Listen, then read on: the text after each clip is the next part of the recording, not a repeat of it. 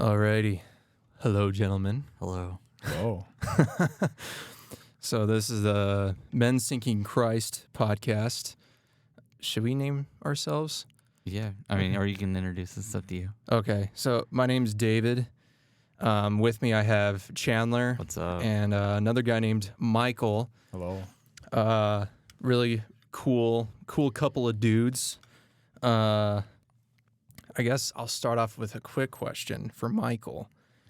So you run a business. You run a welding business called Iron Studio, right? Yep. Okay. So how long have you been doing that? So I've been welding for 9 years, and then I've been running the business for 5. For 5 years. Yes. Okay. Wow. So you've been welding for a while. Yeah, almost Crazy. a decade. Whoa. Pretty close. That's Man, awesome. that's Yeah. pretty sick. What's your preferred way of welding, or do you offer all the different kinds? So we have all the standard kinds, but my favorite is stick welding, Okay. just because it's the most simple, but it's also the hardest. Oh, interesting. So yeah. That's the one with like the metal right thing, and then you like really heat it up as you move the stick, and then it gets smaller. Yeah, Okay. exactly. Gotcha. That's Yeah. really cool. That is So- cool. That's sick. Okay. Dope. So tell me, like, working for yourself. So have you been employed by somebody else for a while before starting the business? Like, do you have that comparison or? Yeah, so my first job, I was a chair, and so that was at a haunted maze, and I worked there for 3 years. Oh, wow. But that was during high school, so it's just part-time stuff. Okay. And then I worked for a fabricator up here for a year and a half ish, and that was fun. But then moved into industrial gases for a year. That next 6 months, started doing my own stuff. After that, just made the full-time jump to my stuff, and then I've been working for myself ever since. That's awesome. Legit. Mm-hmm. You guys can't see Michael right now, but he is covered in smut and just dirt, and he looks like a rugged man. It's pretty dope. It's kind of like this all the time. Usually, people are pretty shocked if I'm clean. Yeah. That's funny. Yeah, he looks Like he looks you like a bathed man. today? Like it's Sunday and it's church, and I'll go to my parents' house and they'll be like, "Oh my gosh, he's clean." They're like, who are you? Where's the homeless man we raised? Yeah, exactly. That's funny. That's awesome, man. Yeah, that's amazing. So here's a question I got. So I feel like running your own business, especially like scaling it up like you have been, I'm assuming. How did you understand the concept of perseverance before the business, and how would you say that compares to how you understand it now? So honestly, I didn't understand what I was doing in the beginning at all. I just wanted to serve and build things for people. So it's just what I wanted to do. So I was just going to make it happen. Wow. But now understanding, going through a lot of projects that I didn't like and I didn't want to do, there's that perseverance that you're just like, well, I don't want to do this, but they want this. So regardless of what I think and what I want, I've got to serve the customer. I've got to serve other people. It's not about me, So that's, I guess I was just going to do it in the beginning, and now I'm going to do it because of this other person, make sure they stay happy. Wow. Interesting. That's cool. So yeah, you basically got to really experience putting others before your own needs, sort of thing. Yeah. That's pretty cool. That is cool. Huh. It reminds me of like extrinsic versus intrinsic motivation of like what's really the difference between the two, and can you have one without the other? And you can get deep into that, but it's like it sounds like you went from intrinsic motivation of like I wanted to do this, I wanted to serve people, but then it got to a point where it was like, oh, I don't want to serve them in that way. Oh, I don't want to do this for them. And then you like had the realization of like, oh, okay, no, this makes them happy as much as if I were going to do something that I liked. This is what they like. And that understanding of being able to put yourself in their shoes and be like, okay, this is not for them. That's really cool. Yeah. Because it's interesting in business as you go along, to find out it's not about you. Yeah, never It is. starts off that way, but then Yeah. you immediately are like, oh. That's funny. I feel like that almost applies to anything you do in life. Like there's a lot of people, I think they it's not about you. Yeah, yeah.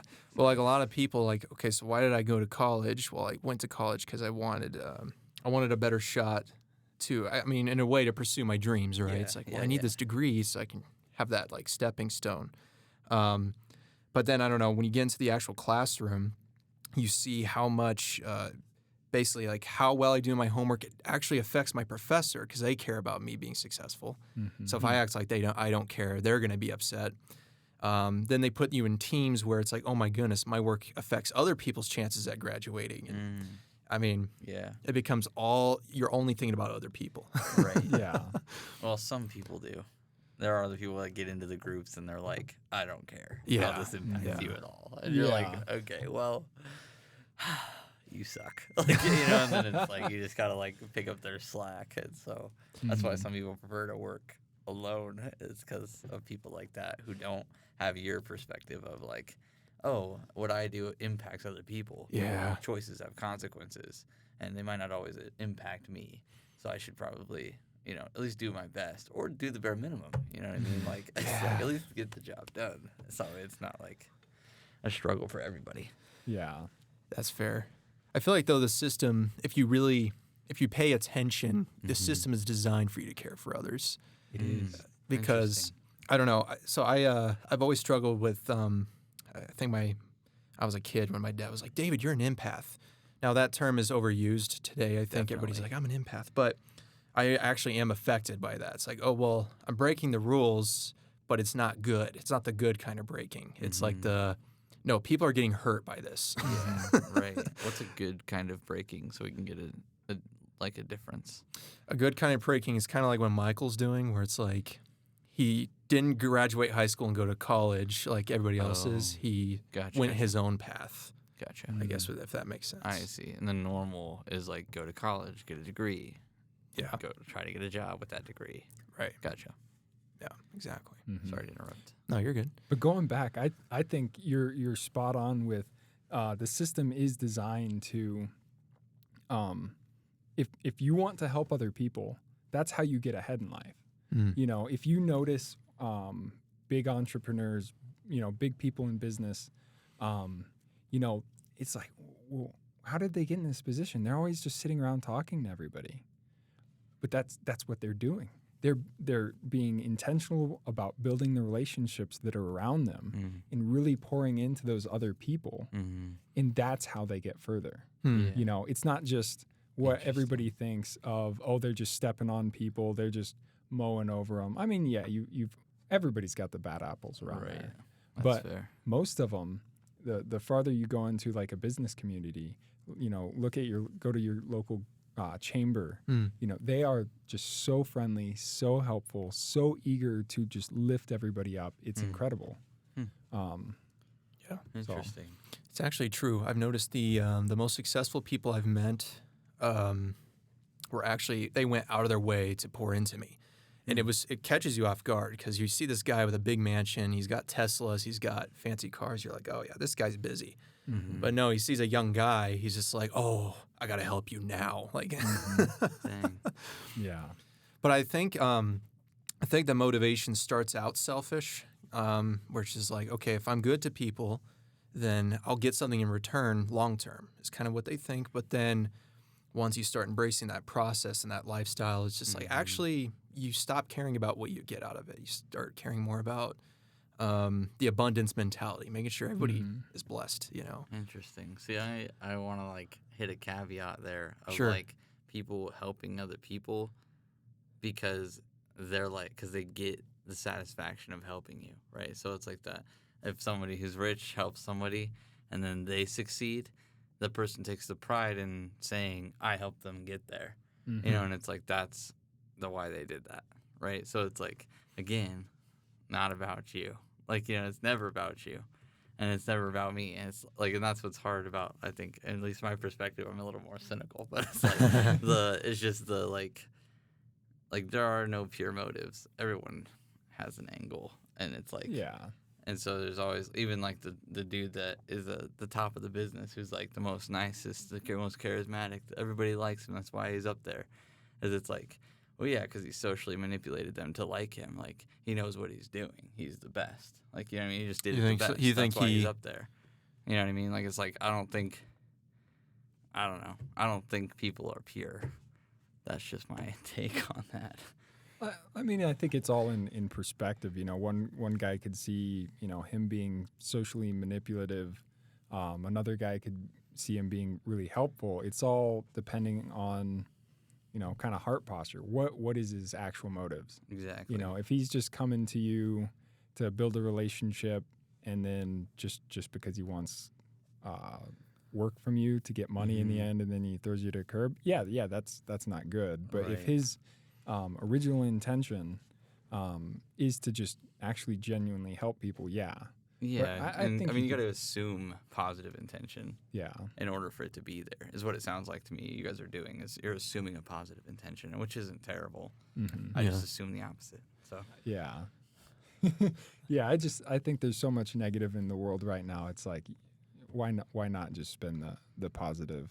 yeah, You know, because if it hits the fan, it hits the fan. But if it doesn't, you know, that's wonderful. yeah, dude, Yeah, fair. what a blessing. Yeah.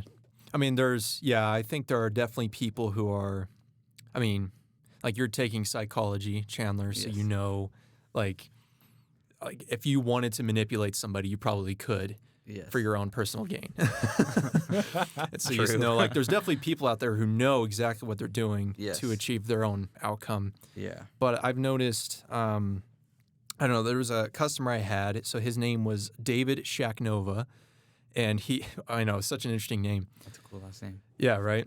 But you meet him at first, and you know he's like your typical business guy. Like, I mean, he's very transparent about that kind of stuff, and you're like, okay.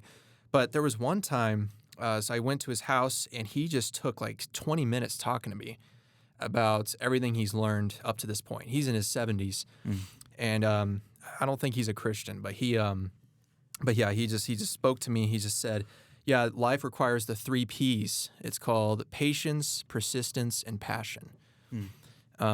He said, yeah, it took me years for people to finally give me that loan I needed to start my company. It took years before I finally got a chance. He said, but I had to be patient, but I also had to be persistent, up in their face. And I also had to care about what I was doing.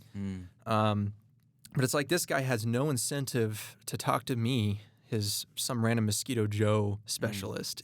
It's like I never saw him again. But I don't know. I think that would be an example of somebody who's just like, dude, just like take these tools, and run with it. Interesting. Yeah. Yeah.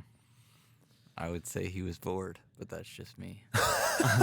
Well, kind of, yeah. Because I've noticed I've been doing a lot of coaching and just listening to a lot of really successful entrepreneurs, and there becomes a certain level of income earned, and they just have everything. Yeah, what are you gonna do with that much money? Yeah, and so they find someone to use a tax write-off. You know what I mean? they get bored, and so they wanna give back or do something else. I mean, funny enough, they'll still make money out of it. Yeah. But it's like they They don't need to. They don't need to, but they're still helping. Yeah. But I also talked to another guy the other day who's selling a welding generator. And he's like, I'm at the end of my career. Yeah. I'm not going to use this.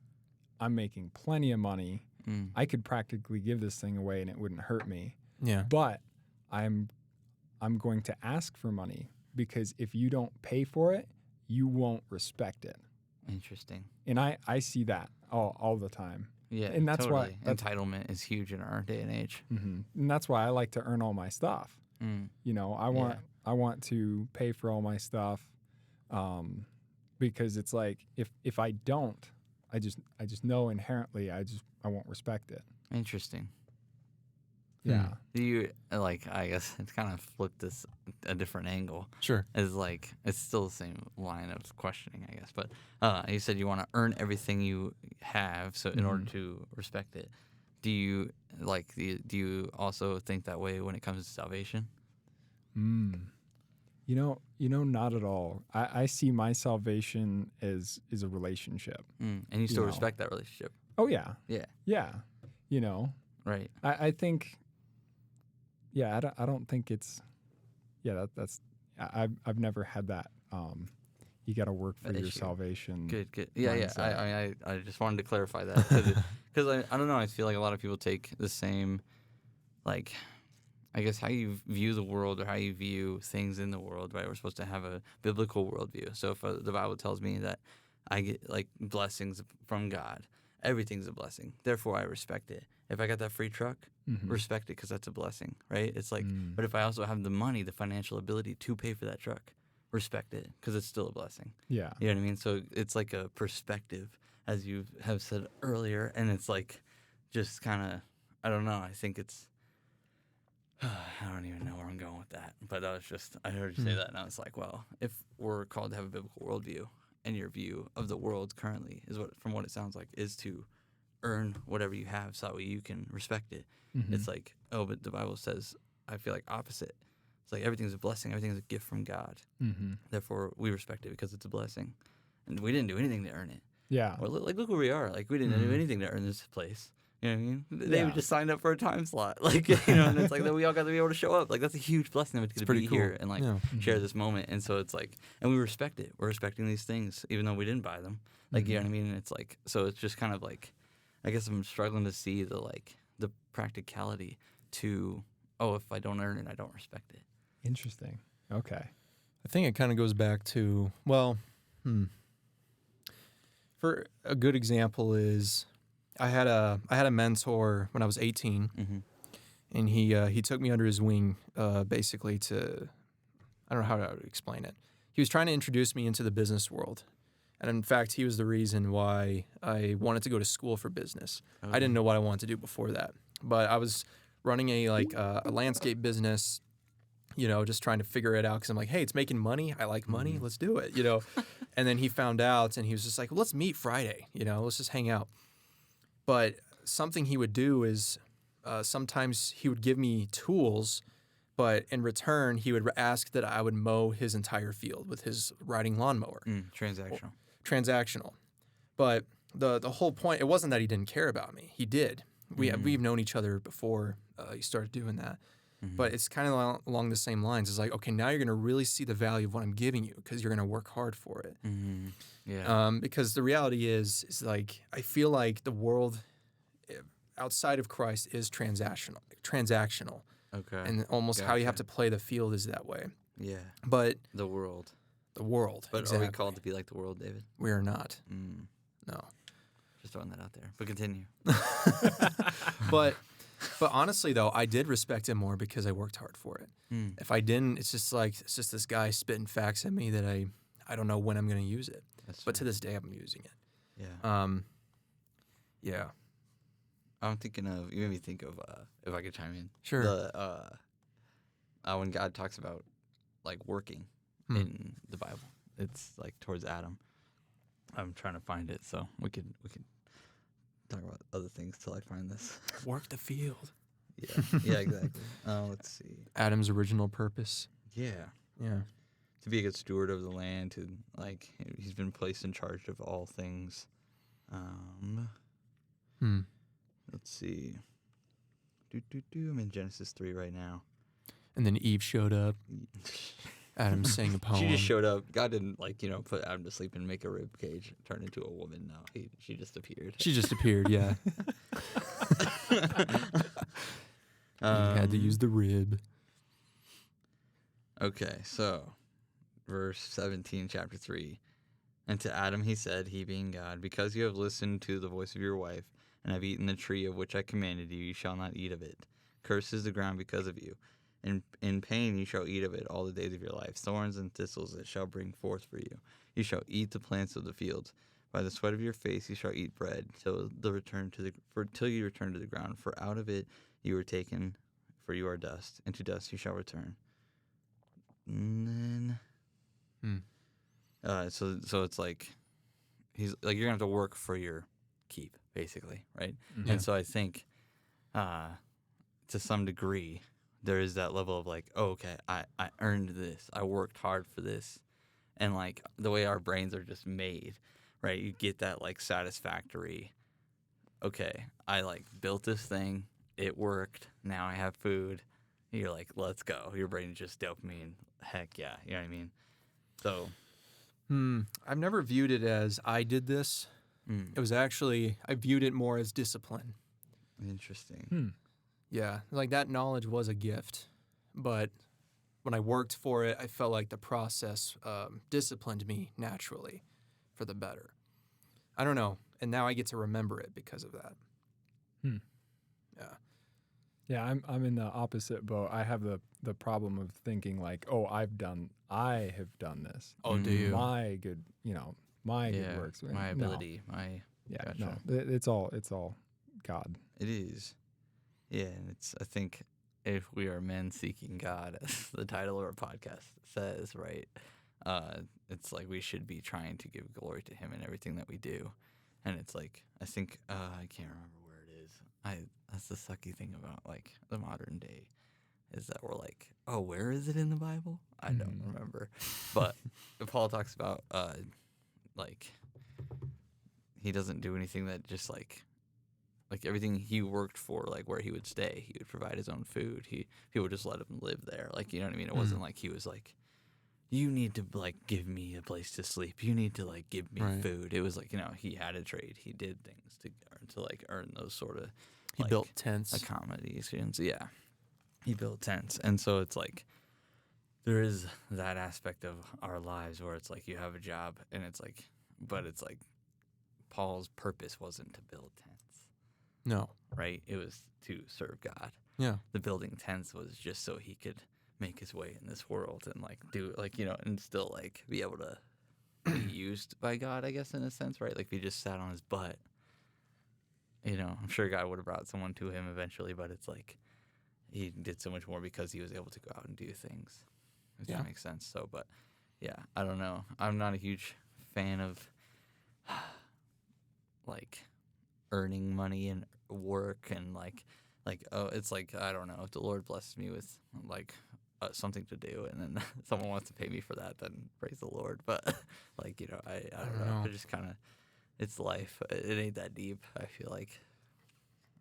I feel like though it's a fulfilling journey. Yeah.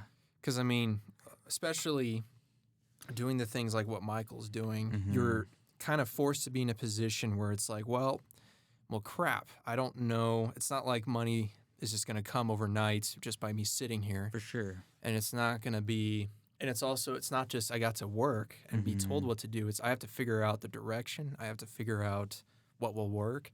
Yeah. I feel like all those things require you to have faith. I actually remember I went to a conference in California, and I talked to this guy, and I didn't know who he was. Okay. Turned out he was the president of, I think, a university in Indiana. I forgot which one it was. But, he was the president. Dang. Just like, okay. That's pretty cool. But, we were talking, and I title. asked him, so from a Christian perspective, why do you think it's a good idea for me to even try to go to business or go to school for it? And he said, he actually looked up at the ceiling for a second, just thinking, like, what is a good answer for that, Yeah. But he said, well, the whole time that I was doing the things that I was doing, being president of a university and all the business stuff I tried to do beforehand, said I recognized the whole time God was drawing me closer to Him because there were so many moments of uncertainty where I didn't know how I was going to provide for my family. That's sick. Or I was alone in my closet figuring out payroll and how lonely that was. Dang. It was awful, He said, but yeah, the whole time God was using it for me. And so, yeah, he encouraged me. He's like, if you think the Lord is kind of nudging you this direction, then I have no doubt He's going to do the same thing to you, And sure enough, obviously going to college, just doing that alone. Yeah. So it's many exhausting. moments. Yeah. Sure. Yeah, and you've seen some of that. But yeah, like I think it's a fulfilling journey. 100%. Yeah. And I guess what gives it fulfillment? Like, where do you find fulfillment? Is it in the like task and you're like, oh, sweet, right? What is your why? I guess back to like the purpose question. Why did Paul make tents? Right? Why did that guy go into business? Yeah. And it's like he looks back and he realized, oh, God was using it to draw me closer to Him. That was the reason. That's the purpose. Yeah. Is to get closer to God, to become more like Christ. right? To draw nearer to him. And then it's like, okay, if this is a tool that God will use to draw me near to him, then sick. But if it's not, adios, amigos. Like, it's just like, there's no point in doing it. Like, it's like, because it's like Ecclesiastes, it's worthless. It is worthless the without point? God. Yeah. But I don't understand how you can do that kind of stuff without him. Right. Yeah. People try. And I feel like those are the people that step on others. Right. Those are the people that try to like manipulate and coerce and like tear people down so they can get up higher. Oh, like Michael? Yeah, exactly. Yeah. His boots kidding. are all dirty from people's blood. No, I'm just kidding. But yeah, I mean, if they're worldly, there's why not step on people? Yeah. There's no reason not to. No consequence. Yeah, exactly. Yeah. So. Other than what? Those people hating you? Like, and it's like they But don't care. that still Like, doesn't matter to them. Yeah. Yeah. for sure. So. But kind of going back to like why you do things. I mean, I think for me, it's like I get to create. You get to be you get to be somewhat kind of close to like what God's doing. Yeah. Well, You know. we're made in his image. You creating things is just an echo of what he did. Exactly. Yeah, that's Exactly. sick. So that's a lot of fun. But like we were going back in the beginning, you gotta have. I think it's like as I go through that, having the heart posture of like, I am getting to create and enjoy this because God has given it to me.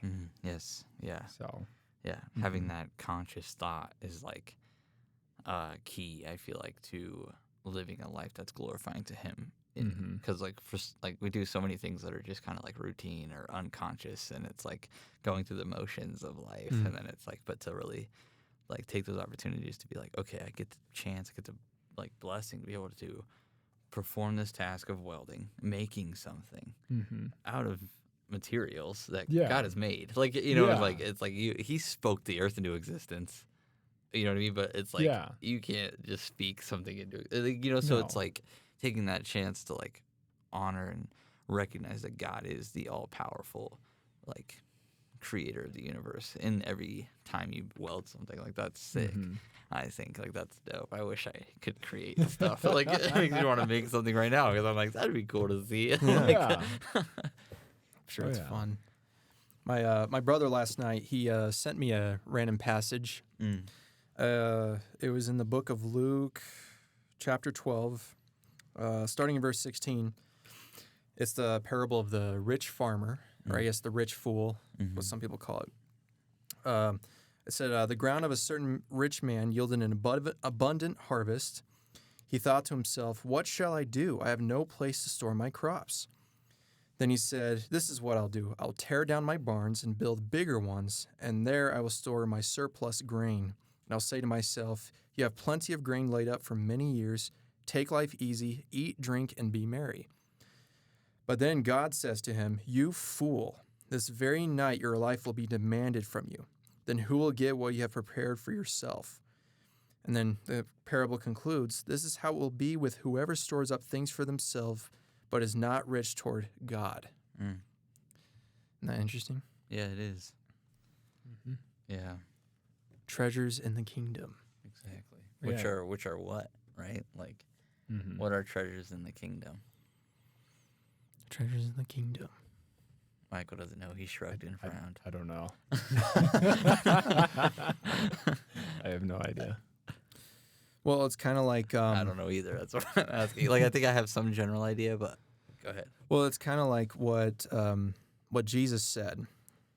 It's like, don't build treasures for yourself here, for it will fade, where moths or bugs can destroy, or can be stolen from you. It's like build your treasures in the kingdom, and it's basically he's saying invest your time in the kingdom.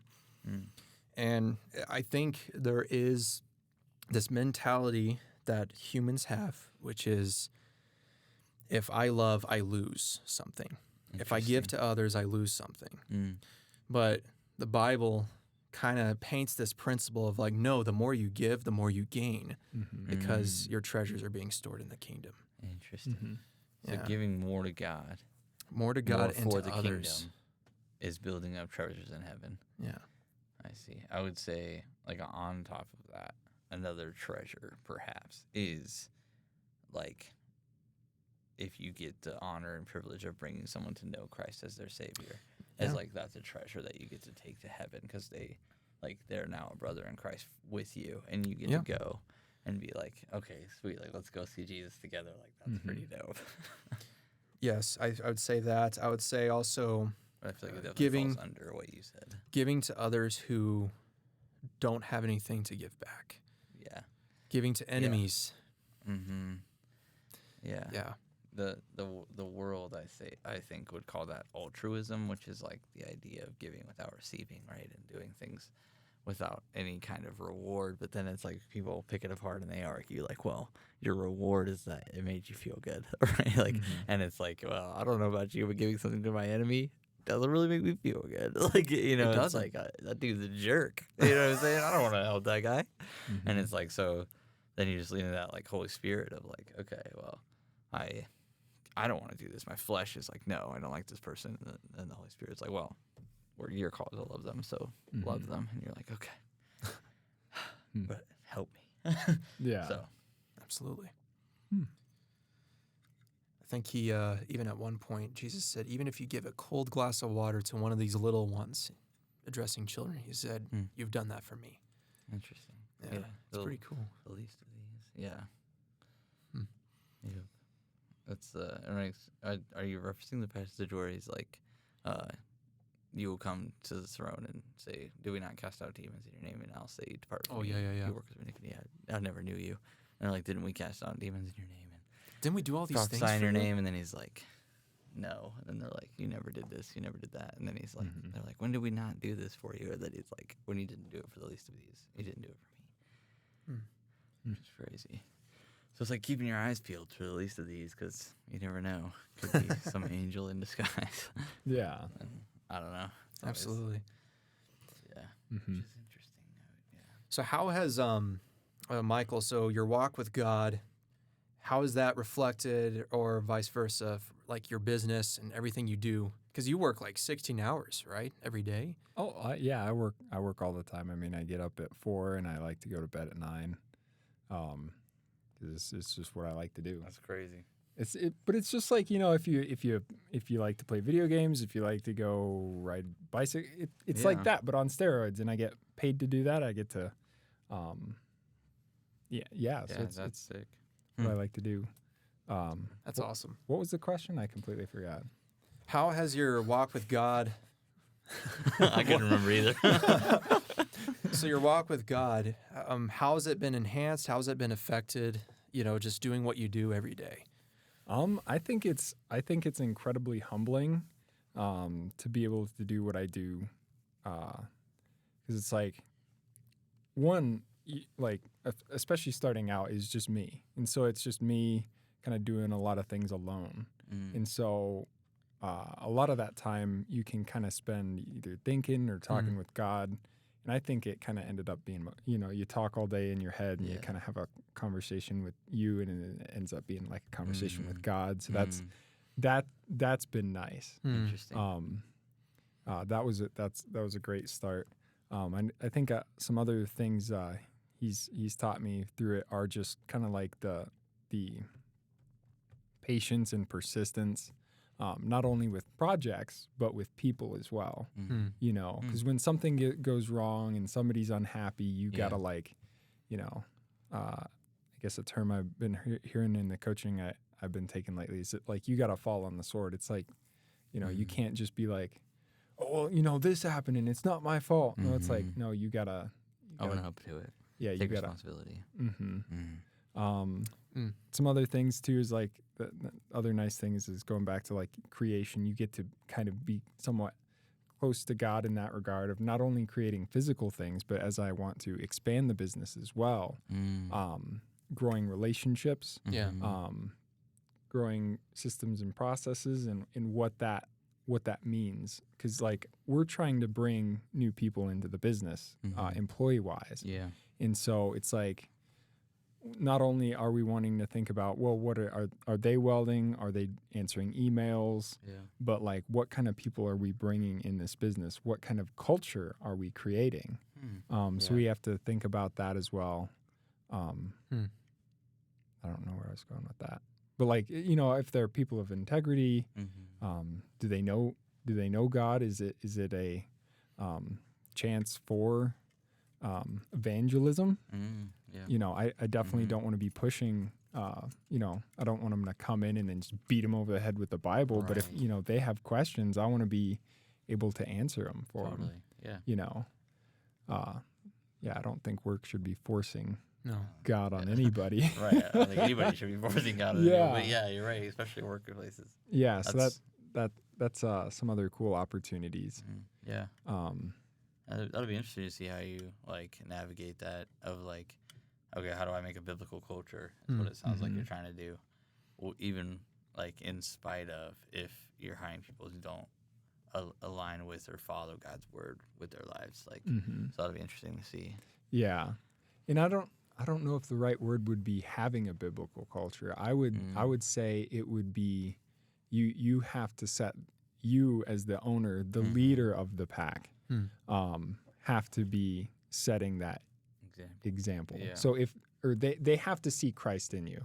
I'm not gonna lie. I'm not probably like a great but I definitely say, you know, there's probably certain characteristics of me where it's like, okay, you know, something's different, and that's the trip that you want to have that person have and be like, oh, and then they start to ask questions, Right. you know. Yeah. Yeah. Yeah. No, Yeah. that's good. That is.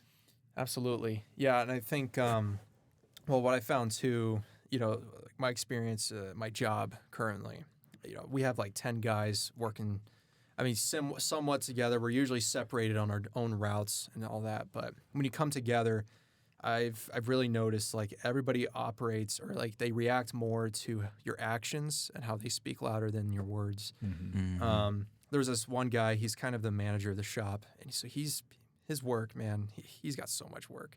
He's got to do his routes, service his customers, and he has to come back and take care of the shop. And it always gets dirty every single time. So, but something that seems to uplift him every time is when somebody volunteers to help him with the shop. It's like everybody usually just wants to go home. It's like, man, I worked a 9-hour day. I just want to go home. It's like, no, when we actually stick around and help him, he really senses that, okay, these people are different. And I've actually had him, he's actually asked me, like, what do you believe? Like, do you have a faith? Like, what's your background, you know? Yeah. Because they want to know. It's like, why do you do what you do? And so, yeah, that's a huge opportunity. Yeah. And I think even too, if you don't say anything at all, they will see it and start reflecting it as well. Yeah. Because I remember I was in a shop in Berthoud, working for a little while. Nobody wore respirators or did anything safety-wise, at least for, you know, like the respiratory system. And then I come in, I put on a respirator and stuff, and like a couple weeks later, they start to do it. Oh, interesting. Yeah, So- social modeling. Even if maybe up front or like for the first couple months they don't. Yeah, how long did it take them to start doing it too? I don't think I recall? was there very long, but it was probably Like like 3 weeks. 4 weeks. Nice. Mhm. Wow. That's So cool. yeah, That's sick. maybe even I think even if we don't like have that conversation with them, I think even in our just modeling of what we're doing, Yeah. that impacts them as well, Yeah. and they will pick it up. Definitely. Yeah, that's sick. Mm-hmm. Yeah, I think of the scripture, imitate me as I imitate Christ, right? And it's like, we're just social creatures. And so it's crazy how the Lord's way of like living, like he's like, hey, live this way. It's like, it's desirable, right? Like they see you do it. You wore your respiratory system because you were like, I need to do this. It's the law, I'm guessing, or it's like I want to protect my body, whatever it was, right? But it's like comes from your like, Just doesn't want lung cancer. early, you know, it's like, there's just that. And so it's like, but you have your motivations and it's like, those are embodied in the behavior that you exhibit. And so then it's like, people see that and they're like, wow, this behavior is actually pretty healthy. I'm gonna do that too. Or like, oh wow, being nice to people isn't that bad. I'll do that too. Like, you know, and it's like, and then they're like, why are you nice to people? Because I can't figure out why I should be. Like, you know, and it's like, that's where that conversation could probably come from. It's like, why do you do it? Because I can't figure out why I should be doing this because nobody else does it. Or, you know, and it's like, get to having those conversations. It sounds really cool. And that's another thing I'm super excited about going forward because I hired a coach this year. And so, but one of the things they've been going over is this sales process, which is really just listening in caring for other people. Nice. That's awesome. Well, How do I sell things? You care about them and you listen to them. That's pretty much it. Yeah. You're like, oh, okay. Yeah, like That's awesome. it's funny. Like one of the stories they had was they're at this big convention or something, and some guy comes up and he's like, try and sell me whatever you want to, and they're like, I don't want to sell you anything you don't want to buy. It's like, Yeah. And it's like, oh. just being open and honest. But what Yeah. going back to the original thought before I forget Mhm. is it. So okay, what? Oh, it's gone. I'm Yeah. kidding. So in this sales process, it's like you're figuring, they're having you figure out, their motive and their pains of what they need in their service. Mm. And so, shoot, I wish I remembered all of it. But you're doing your best to dive in and listen to their problems, their pains. And then they have you working on all this communication stuff. And I'm so excited to implement that in my business and hopefully have other people do it. Yeah. Because I can see this in impacting families. I mean, because they're really focusing on me having clear cut communication Oh, that's good. in that just everything's a conversation. Yeah. You That's know, sick. So, imagine taking those thoughts and then going back to your family in a hard time. You're having problems with, your brother or something, and then you're just able to sit down, have a conversation, and talk it through. You're like, oh, hey Yeah. man, what, I see you're frustrated. What are your pains? How Interesting. Yeah. yeah? How's that's this how can I impacting help you? How's this You know? Yeah. That's cool. That's really cool. Yeah. So- So then translate that to what you do, because I just thought you welded things for people. So I mean, I do weld a bunch of stuff, but I'm also the business owner as well. Okay. So I'm at the same time trying to build a So business. this is more towards your employees. You're like, hey, what's working for you? What's Employees, not customers, Mhm. Gotcha. potential candidates. This has turned into everything. Like I remember, my girlfriend, working for you? I Mhm. upset her. Oh, did you use this tool? And I dude? use Let's this go. tool, yeah. Heck yeah. Not, Let's go. Not that I'm trying to be manipulative Oh, wait, or what? anything. No, I'm just kidding. but- You're not? It was like I was like I frustrated her, and I didn't know why. Surprise. Yeah, but- surprise. So I was like, the first thing one of the things is like your tone. So it's like, Mhm. okay, Yeah. you dial back the tone. You have that nice radio Yeah. voice. Ladies and gentlemen, welcome to. because you don't want to come into a conversation and be like, "What's wrong? I don't understand." Yeah, Yeah, for sure. so- Aggressive. Yeah. Hurry up and tell me the problem so I can fix it. Right. Yeah. So the first thing you do is you watch your tone so that you can That's be, good. the most inviting and helpful as possible, so they Yeah. don't have to put their guard up immediately. And then the next thing was just like, you just ask open-ended questions, trying to understand where they're coming from and why they're feeling pain. Yeah. And so that was just the coolest thing ever, because Well done. because the frustration went away.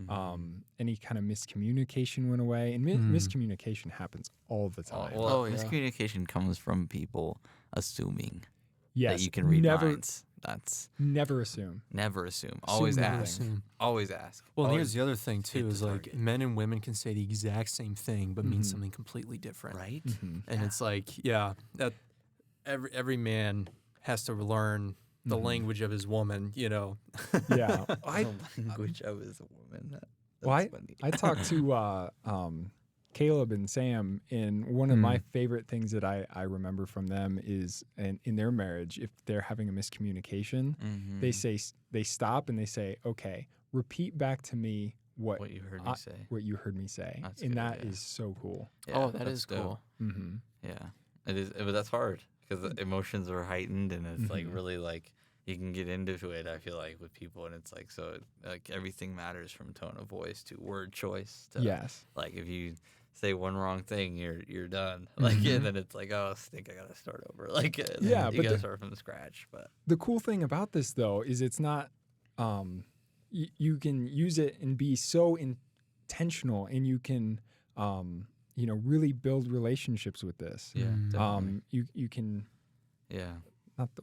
I don't know where words are kind of being lost, but it's No, like your lexicon's given out. you can I think you can just love on people so much more Yeah. when you're more diligent about how you approach them with your words. Yeah. So I guess that's where I'm going with the whole sales thing. Is Yeah. I'm excited to. I believe that the sales stuff I'm learning right now Mm-hmm. is from God, Interesting. so Yeah. that I can connect with more people, love on them better, and hopefully be able to reflect Yeah. Him Yeah. in that time. Absolutely. Yeah. I have a good example of what not to do Okay. when it comes to like vocal tone and stuff like that, right? It's Oh like, boy. Here we go. so Where did you learn this? well, Experience. let's see. Lots of experiences. No, but like, I'm trying to figure out how to word this example. Like, so there's this person in my life who is very assertive when he speaks. Like, it's like, hey, how's it going? Like, Yeah. it's almost like, Drill sergeant. whoa, dude, it's going fine, man. Like, I don't know what you did. I don't know what I did to deserve this, like, kind of hostility, but you need to calm down. Like, even when he introduces himself to someone new, it's like, hey, how's it going? Yeah. Like, and you're like, oh, it's good. How are you? Like, and it's like, but what I did, right, is I would match that energy of like, hey, with like, what's up, man? How's it going? Like, and I would talk softer. Within like 2 weeks, he started lowering his tone, Yep. and it works. And it's like, so my friend, he's also a psychologist. He was like, yeah, it's called the hands-off approach, when you basically coerce people into doing what you want them to do without telling them that this is what you're doing. It's conditioning, but it works. And it like the only issue is that he only does that with me, right? So it's like, okay, how do I get this person to realize that if he just talks nicer to people, Yeah. people would like him more. Like, and he would be able to love on people more eventually. Like, and it's like, I'll like walk around campus with people and like always run into somebody that I see. And I've been told multiple times, hey, you know everyone. And I'm like, no, I don't. I don't know that guy. And I point to some random dude, right? But it's like, there's like, I know people because I look at them. I make eye contact as I walk by. And that was like something that I realized with a friend of mine. We'd walk around. This person walked up and I was like, hey. He's like, hey. He walked off and I like looked at my friend. I'm like, I don't even know that dude. Like that. And he's like, Yeah. oh. I was like, yeah. I just made eye contact with him. So we said, hey. Like, and it's just like that simple, like, I see you. Yeah. It stands out this day and age too, because everybody's got like AirPods or headphones. Yeah, they got their phones in their hands, looking down. Always looking down. Headphones, just like zone out. I've had people look straight through me before and walk past me. Yep. As I said hi, and I'm just like, how do I get in your field of view? How do I get to the point where you're pulling me into your consciousness so that you notice me? And then I found that if you match people's wardrobe, they look at you every time. Like, if you see somebody dressed up really fancy and you dress up fancy, they'll look at you because they're like, oh, this dude's nice. Well, it's interesting. So you study psychology because one day you want to be a therapist, right? Yeah. Or like a Christian counselor. Well, I want to be a marriage and family therapist with a focus on substance abuse, not necessarily like Christian counseling, just because I want to be able to reach people who don't know the Lord. You know what I mean? Like, I see. It's like I would take Christian families and marriage and couples and stuff, but like my priority would be more for military families. Would be my goal. So. Military families. So like, okay, yeah, because you've been in the military as well. Yeah. So you got that background with you. That's cool. Yeah. Huh. Yeah, that would be the end goal. But yeah, I do study psychology and people, and so this is like I love this stuff. Yeah. You're like talking, and I'm like, yeah, reflective listening. All that jazz. Everything you need to get somebody to let their guard down. One of my favorite things is the reciprocity norm, right? Which is if I did something for you, you feel obligated just unconsciously to do something back for me, right? Like if I gave you a pen, you'd be like, oh, and then if I you would eventually feel like you need to give me something back. Like it's just human nature, and it's like using that though, you can make a friendship like that. Yeah. Like if I asked you, how many siblings do you have? I've got one blood brother, 3 stepbrothers and 2 stepsisters. Oh, nice. So 4 total, or was that 5? 1 step, 1 half brother. I think that's 1, 2, 6. 6 siblings total. Me too. That's 6. We both come from big Nice. families. Now we have this connection, right? And because I said me too, and I have 6 siblings as well, I shared in that reciprocity norm of like, I've given you information that I've received from you. And so then now you're unconsciously just more like, oh, we're connected. We're closer. You know, and then you can utilize that Nice. to make friends. Like, you're like, oh, like if it's like, do you like video games at all? No, Okay. Do you like movies? I don't own a TV. Okay. Wait, we went to your house Michael's to watch Harry old school. Potter. You Well, that- liar. That's not mine. Oh, yeah. It's in your house. It's sitting in your living room. Lying on our podcast. What is this, dude? No, but, you know, and then it's like you make those connections, you establish those relationships, and then they kind of build from there. Like, oh, we both like this. Okay. You know, and then you build on what you both like. But getting to know you, that idea is like, if I didn't tell you that I had siblings and I just like was like, all right, well, that's dope, dude. And I just like moved on. You're like, wait, you didn't tell me how many siblings you have. That's a normal interaction that it's like, if I can utilize that to gain more people, like gain more friends, gain more acquaintances, gain more people to love on, you know? And it's like, oh, I saw that you were wearing this hoodie about this band. Do you like that band? Like, you know, and they're like, oh, yeah, I love that band. You're like, oh, sick. Like, what's your favorite song? Like, oh, this one. And they're like, oh, that's dope. And then it's like, you're like, yeah, I like this kind of music. They're like, oh, that's sick. That reciprocity norm, right? We don't like the same music, but that's okay. We've swapped information. Yeah. Now we find something that we both like, friendship. It's true, actually. So I'm not wearing it right now, but I used to wear a Dallas Cowboy hat all the time. Dude, I made so many connections from people who just had the same hat or the same shirt, That's sick. or they knew the team. You know, Yeah. it's like That's dope. we're best friends now. You know, it's like Exactly. Yeah, I've actually been thinking about wearing more branded apparel, just for that reason, so that Yeah. I could connect Do with it. more people. Do it. Yeah, the It's only definitely worth it. problem is I destroy those shirts so quickly. you would That's fair. Yeah. if you bring it to work. Yeah, Oh, they're gone. There you Yeah. go. Well, wear them casually out and about. You know? Yeah, I do, but when I'm out casually, that's like maybe once a week. Once a week. Then once a week, you'll make 1 million friends. There you go. Exactly. There you go. Yeah. That's funny. That'll be dope. No, that's sick. awesome. Yeah, man. So like, okay, I do have a question for you, Chandler. Oh, no. So you're wanting to be a therapist. Yeah. Now, you're wanting to help people in like kind of like the psychological sense. Mostly, right? It's like emotional and psychological. Would you say? Would you say? I guess I just want to help people like be better. You want to improve people Yeah. in their lives. Well, I can't improve them, but I want them to improve because I think like no one should be stuck in where they are. yeah. They're always trying to be better. You Than want to they were help yesterday. them They get wanna over grow. I those want them to grow. walls. Yes. Is that a high five or do you have a question? No, that's a okay. question. So yeah, that's just real quick. That's an interesting statement. You're like, I want to help people, but was that like that they have to be the ones to help themselves, right?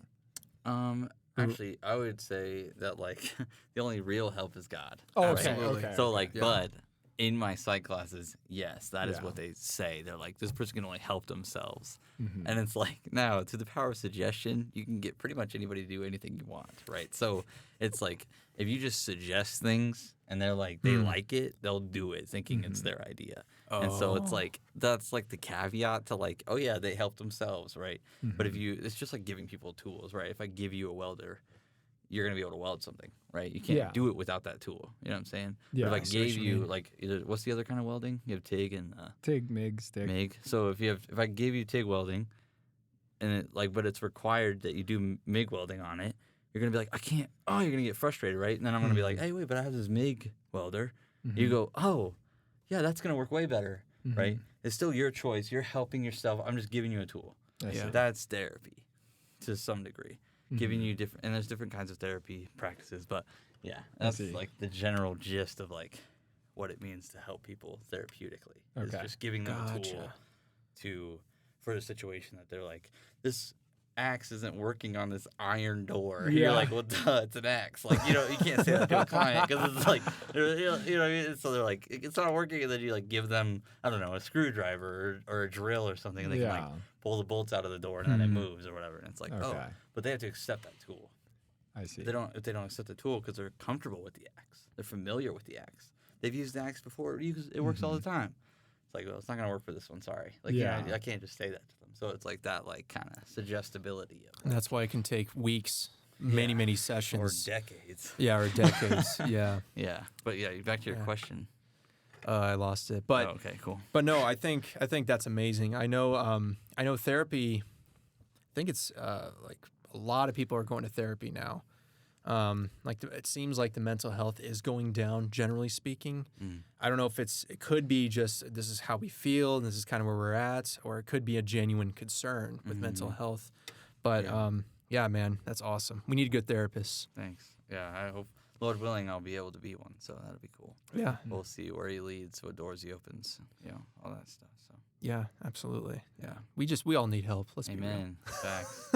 We all need help. We all need help. Dude. Yeah. Yeah. And you can get every tool in the toolbox, but if you don't have Christ, the true treasure, then it's like, what's the point?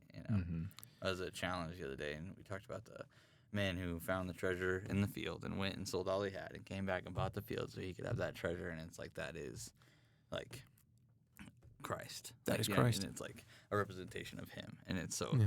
and finding Him, and so it's like, and once you found this, you go and you get rid of everything you have, every worldly possession, every worldly attachment. Not like obviously, words are hard, but Yeah. No, I got you. you get what I'm saying. So it's like you went and found this thing, and so it's like having that hope. It's like everything is for naught unless you have that hope in Christ. Absolutely. There were actually times where I was in a deep struggle and I thought I needed just normal therapy and it didn't work and I didn't understand why.